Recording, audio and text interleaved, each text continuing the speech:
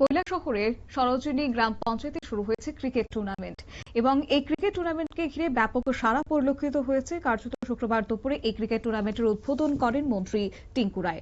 উদ্বোধনী অনুষ্ঠানে মন্ত্রী ছাড়াও উপস্থিত ছিলেন সরোজিনী গ্রাম পঞ্চায়েতের প্রধান অনিতা কৈরি, বিশিষ্ট সমাজসেবী পিন্টু ঘোষ, ত্রিলোকেশ্বর সিনহা, অপাংশু দেবনাথ, শঙ্কর কৈরি সহ আরো অন্যান্যরা। টুর্নামেন্টের উদ্বোধনী ম্যাচে কমল ব্রাদার্স মুখোমুখি হয়েছে ফ্যান্টাস্টিক নাইনের বিরুদ্ধে। খেলা শুরুর পূর্বে মন্ত্রী সহ উপস্থিত অতিথিরা দুই দলের খেলোয়াড়দের সাথে পরিচিত হন। কি রয়েছে মন্ত্রী টিঙ্কু রায়ের বক্তব্য, শুনুন।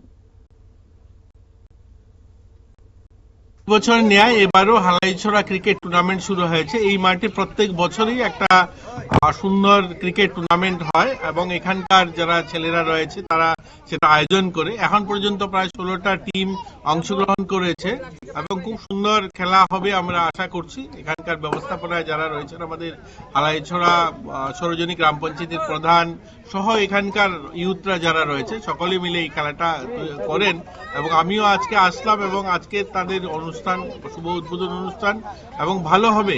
1 মাস ব্যাপী খেলাটা চলবে এরকম আমরা আশা করছি এবং জমজমাট খেলা হবে। মন্ত্রী টিঙ্কু রায়ের বক্তব্য আপনারা শুনলেন। তাছাড়া হালাইছড়া স্কুল মাঠের মতো অতি প্রত্যন্ত এলাকায় আর আগে কখনো রাজ্যের কোনো মেধা কিংবা মন্ত্রী গিয়ে ক্রিকেট টুর্নামেন্টের উদ্বোধন করেনি। ক্রিকেট টুর্নামেন্টের ফাইনাল ম্যাচে যে দল অংশগ্রহণ করবে সে দলকে নগদ 25,000 টাকা এবং একটি বড় ট্রফি তুলে দেওয়া হবে।